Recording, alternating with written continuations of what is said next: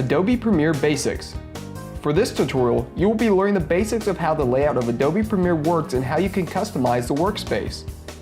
First, let's start by opening up Adobe Premiere. Once Adobe Premiere is open, you will see a screen similar to what you're seeing on this video. There are multiple different options that you can choose from.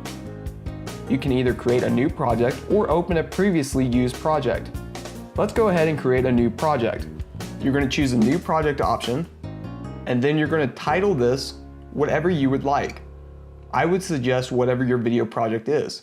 So for this one, we're going to name it Adobe Premiere Basics. First, we're going to talk about the multiple different windows that you can have within Adobe Premiere. There are 4 main windows that you can see whenever you open Adobe Premiere.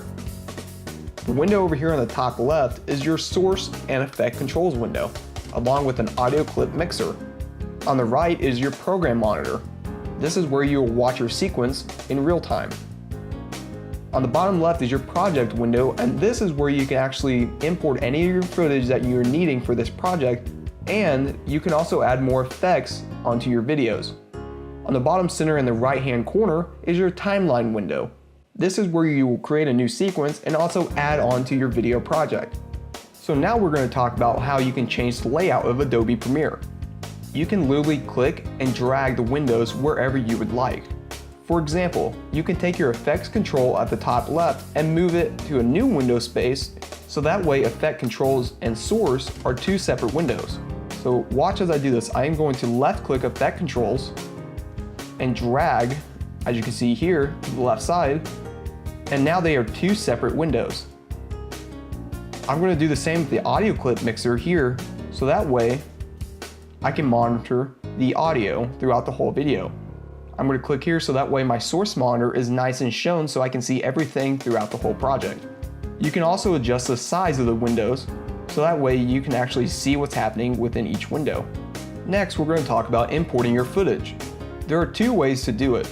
You can go up to File on the top and then Import, and you can import your videos through Adobe Premiere this way.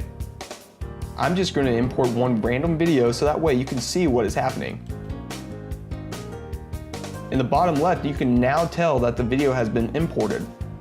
The second way of importing is to go to your project window as highlighted over here and double left click, and then you can choose a video you're wanting to import. Now we're going to create a new sequence. To do this, let's go ahead and bring in the video from our project window. You're going to left click and drag over to your timeline window. This will create a sequence with the same settings as your video. You want to be careful whenever you just click and drag a video onto your timeline, because then you create a sequence with sequence settings similar to your video you just imported onto your timeline. This is okay, but you will run into some issues sometimes, however. The reason for this is because if you import a video with 60 frames per second as the original video on the timeline, and the sequence settings are created off of that video, then the sequence will be 60 frames per second, just like the original video. You want to make sure your sequence settings are similar to your final project video. The second way of creating a sequence is if you go to File at the very top, New, Sequence. There are multiple different sequence options to choose from. For the purposes of this video, we're going to choose ABC HD 1080p 30 frames per second. You're going to want to name the sequence whatever you would like. I would recommend again using the same name as your video project. The next thing you're going to want to do is click and drag your video onto the timeline. The next thing I will show you is your effect controls. So I'm going to go ahead and double click the video we imported onto the timeline, and as you can see in the top left, your effect controls suddenly highlights it with a bunch of different numbers. There are multiple different things that you can change within your effect controls of a video. I'm going to go ahead and just scroll through a few seconds so that way you can see part of the video. Now to go to the top left of your effects control, the position under motion is literally just an X and Y coordinate. You can move either right or left of whatever your video is. As you can see in the top right corner of the program monitor, I'm moving the video right and left. However you would need to, this is how you would do this. You can either scale your video to make it bigger or smaller, depending on what you're needing for your video. You can also left click and type in a number and hit enter, and that will apply your number to the video. You can also add rotation onto your video. You can also change the opacity, which means that you're making the video more transparent. Now that you know where Effect Controls is, I'm going to show you how to add effects to the video, which you will find in the bottom left of your project window. If you do not see effects within your project window on the bottom left, go ahead and hit the two arrows pointed to the right. This will show more hidden options within this window. Go ahead and click Effects. There are 6 folders within the Effects window. You can choose any type of effect you are needing for your video.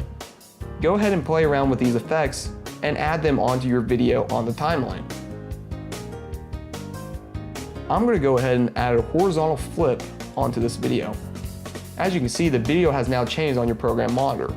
Now you should go to your effect controls on the top left window, scroll down, and find the effect you just chose. There are multiple different ways of playing around with this. You can toggle the effect on or off by hitting the little switch FX right next to your effect.